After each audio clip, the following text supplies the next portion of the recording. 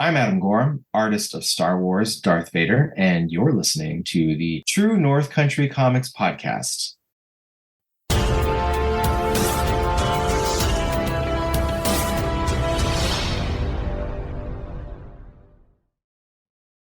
Welcome to the True North Country Comics podcast, dedicated to promote Canadian comic book and graphic novel creators and supporters.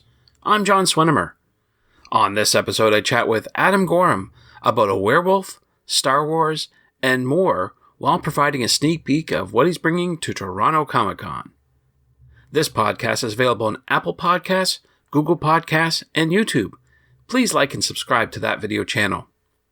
Toronto Comicon is a spectacular 3-day sci-fi, horror, anime, and gaming event in Canada that attracts thousands of people to come to the Metro Toronto Convention Centre. Adam Gorham works and resides in Mississauga, Ontario. His career in comics began in 2008 with work on various indie efforts. In recent years, he's worked for publishers like Valiant Entertainment, IDW Publishing, Archie Comics, and Marvel Comics with the titles of Rocket, New Mutant, Dead Souls. His illustrative work will be seen this summer in Marvel's Werewolf by Night, Blood Hunt No. 1, written by Jason Lowe. Among his many comic book series work is Marvel's Star Wars Darth Vader. So, without further ado, here's my chat with Adam Gorham about a werewolf, Star Wars, and more, while providing a sneak peek of what he's bringing to Toronto Comicon. So, Adam Gorham, thank you very much for taking time to chat with me. No problem. I love chatting with you. Yeah, it's great. I appreciate your time. I know you're a busy fellow, but every minute we can get in chat is just wonderful. So I do appreciate it. But before I get to all the questions, I'd like to ask you, what are you reading today? What's on your bedside reading table? There's a couple of things on my bedside reading table. I'm reading the new Transformers book from Skybound by Daniel Warren Johnson and Mike Spicer. I'm really liking it. I didn't grow up a Transformers kid, but I'm really enjoying this new launch. I'm also reading Kneel Before Zod by Joe Casey and Dan McDade. If that's how you pronounce his name, and Dave Barron on colors, and that's of course from DC Comics. I'm liking that, and The Incredible Hulk from Marvel by Philip Kennedy Johnson, and I think Nick Klein and some other artists as well. That's just a few of many. Yeah, that's a lot. I'm surprised you got time to read with all the stuff you have on the go. So that's tremendous. That's for sure. So we're talking today because you're going to be tabling at Toronto Comicon. That's coming up real soon. So I wanted to ask you, with that going on, what is it about conventions that you like the most? For me, it is a chance to be a social animal. Being a comic book artist can be a little isolating. I'm in my office working long hours, and of course, I have the benefit of working at home with my family, whom I love and get to spend a lot of time with. But it can feel a little disconnecting when everybody that I work with and interact with is in cities away, and in some cases other countries.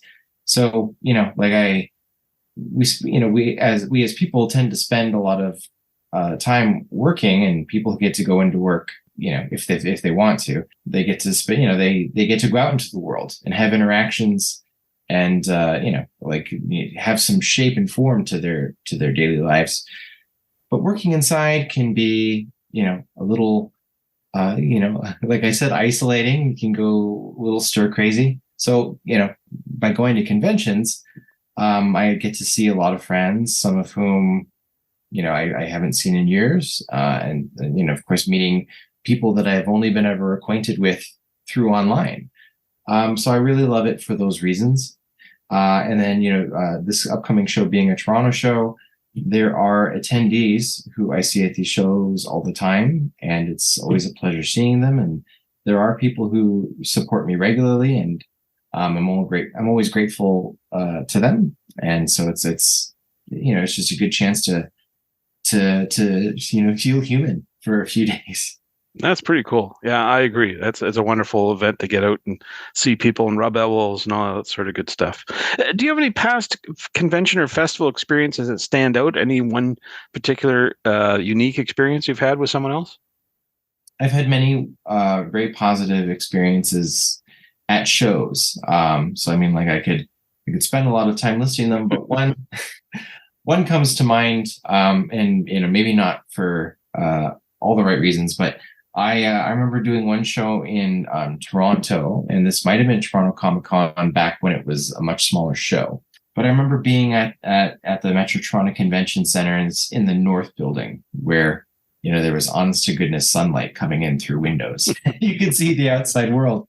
And I was there with a retailer friend of mine, Rob from Stadium Comics. The show was happening on the same day as the Jays game.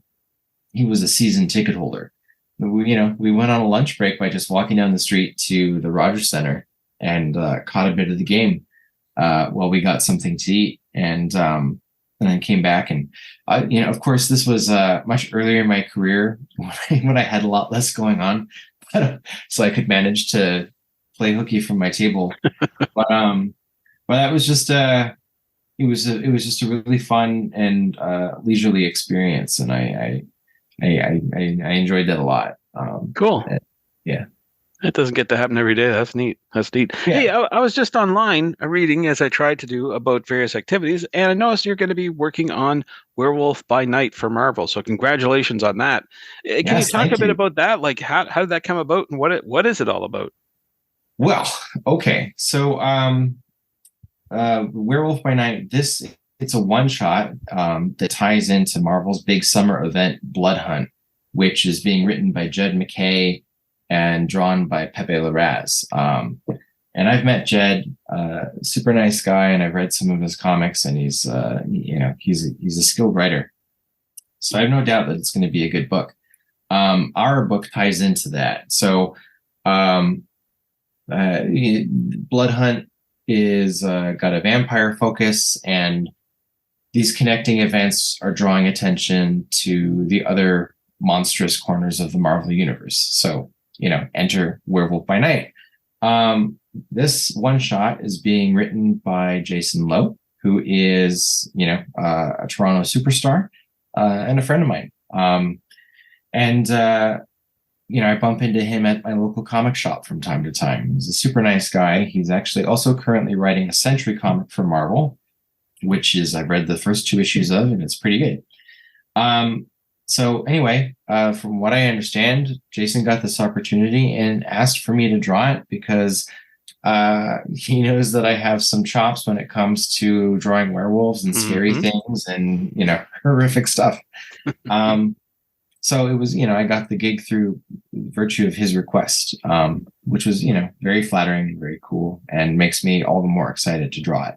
Absolutely. Yeah. So I can't really get into story details, but what I can say is that it's going to be a very gruesome issue. There's, like some horrific stuff that goes down. And, if anybody listening has seen that recent Werewolf by Night special on Disney Plus, you can get the idea of the kind of vibe that it's going to be. So, it's going to be super cool. And it's kind of a, exciting way for me to kick off the summer, I think. Absolutely. Yeah. Looking forward to that. I mean, that Werewolf by Night was pretty cool. I hope everyone had a chance to see it. I'm not going to spoil what happens, but it was, oh gosh, who did the music? Michael Giacchino. That's right. That was his directing entry there, which is really cool that he branched out to do that. And speaking of branching out, hey, here's a good segue. I see you're on LinkedIn and you're notifying people that you're going to be doing some writing. So what's going on? Are you moving away from being an artist to being a writer? Not quite. Ideally, I'd be juggling both in some capacity. It's always been my intention to start writing and do more writing, and I accomplished that with Godzilla Rivals versus King Ghidorah at IDW a few years ago, where I wrote and drew a 40-page self-contained story about Godzilla, and it was a really cool experience. And I'm a huge Godzilla fan anyway. So, it was great for that reason. This new gig is also Godzilla. I'm writing and drawing a short story in IDW's Godzilla 70th anniversary special, which comes out this year. Godzilla turns 70 years old this year. His first movie was in 1954, so it's a pretty big deal. And I'm in the story that I'm writing. I'm introducing a brand new monster, a brand new kaiju, which I recently heard from Toho. Got a lot of positive feedback for it, so that was really gratifying and exciting. Yeah, and so I'm, this is kind of it's I think my third assignment as a writer. I wrote a short backup story, or a series of backup stories in Michael Walsh's The Silver Coin last year, so that was really fun.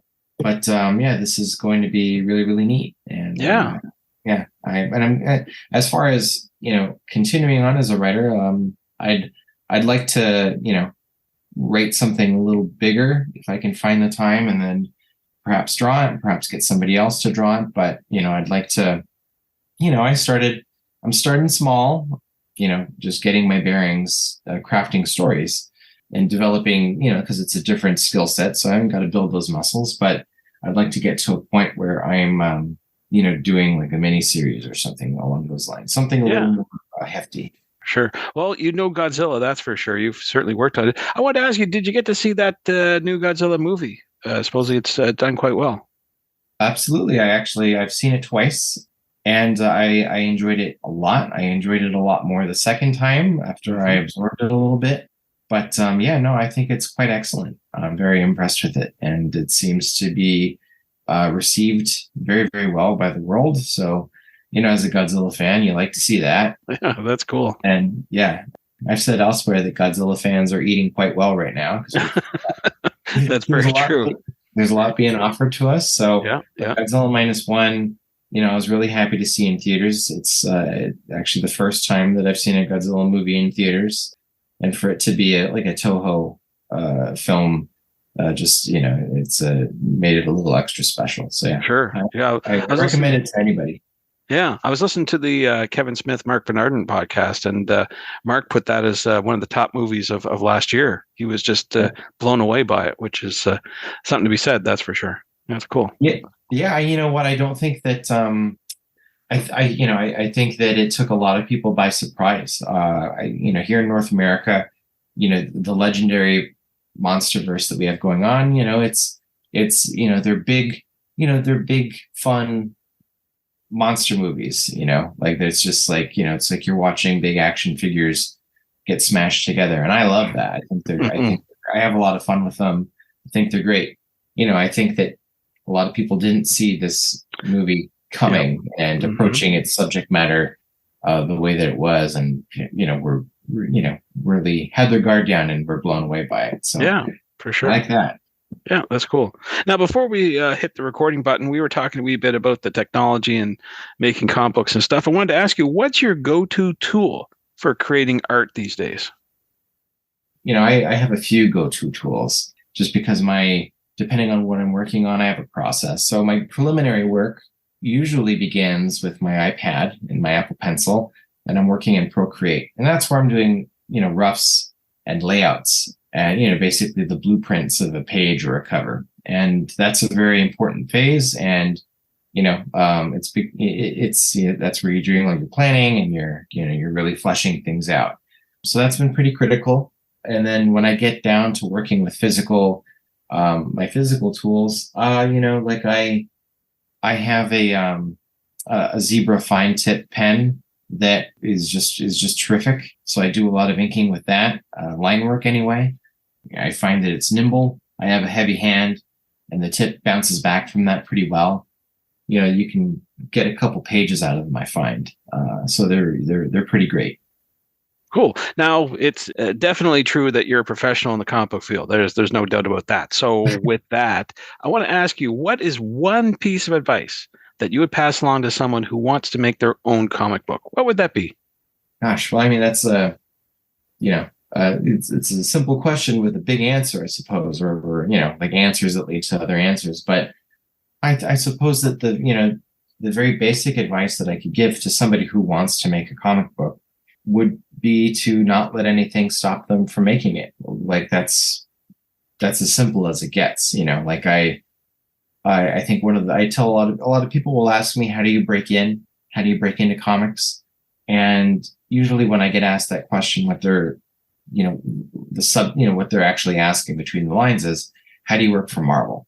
How do you work for Right. And so there are very few people who are so exceptionally skilled that they get a big job with a big publisher out the gate without having done a lot of work prior to that. It's like there's that expression, working, you work 15 years to become an overnight success. Like as you say, I'm now a professional. I've been at this for over 10 years and I'm getting some exciting work now. I've been working since 2008, thereabouts. And it really all just be, like anybody, when I've been asked, like, how do you break in? I always tell them, you start by making a comic, like literally any comic. But what's important is that you start it and then you finish it, you follow through. And once you've done that, you are a comic artist, or you're a comic creator. And that's what's most crucial. And, nobody's first work is ever their best work, but it's key that they continue the work, learn from what they did, don't rest on their accomplishments, because there's just so much more road ahead of you. And, never be discouraged by a setback or a failure. We all have goals, and, we all fall short of them from time to time. And that's okay, because again, we just keep on that path. If we really want to achieve something, we'll keep working towards it. But it all begins with somebody proactively making the thing. I find that the best advice always sounds a little cliche and always sounds a little empty, but this is 100% accurate. Make the thing, make the comic, follow through, finish it. And, you'll know whether you got more in you. That's good advice. Yeah, I think so. Sure. Well, you've got a lot on the go, that's for sure. So I'm wondering, where do you recommend that people go to find out about your current and your future projects? Well, I'm very active on social media, so people can find me on Instagram. My handle is Adam T. Gorham. You can find me on Twitter, X, with the same handle. I'm on Blue Sky as well, and a host of other social media websites. But I post a lot of art on Instagram, a lot of process stuff, a lot of hints and teases of things like that. So, for the latest and greatest, I would start there. Sounds good. Well, Adam, those are all the questions I have for you, but I'm wondering, is there something I didn't ask that you want to get across in this interview? Well, just that I will be at Toronto Comicon in just a matter of weeks, and I will have comics to sell and sign, as well as I'll be taking small commissions. And that's about it that I can think of for now. Also, just entered my mind. My latest arc of Star Wars Darth Vader is currently coming out. Issues 42 and 43 are on sale now in comic shops and on digital. And issues 44 and 45 will be out over the next couple of months. So, be sure to check those out. And if you have and you want me to sign them, Toronto Comicon is the place to be. Thanks to Adam for the chat. You can discover more about Adam on Instagram at Adam T. Gorham. And thanks to you for listening to the True North Country Comics podcast. If you haven't done so already, please subscribe to and like this podcast on Apple Podcasts. And remember to check out the TrueNorthCountryComics.com website. True North Country Comics is now on YouTube. Please like and subscribe to that video channel and hit the notification button. Remember, you can follow along at True North Country Comics on most social media sites. And you can always send your feedback to John at TrueNorthCountryComics.com. Thanks for listening, and come back soon for another episode. Bye for now. True North Country Comics Podcast is copyright True North Country Comics, copyright 2024.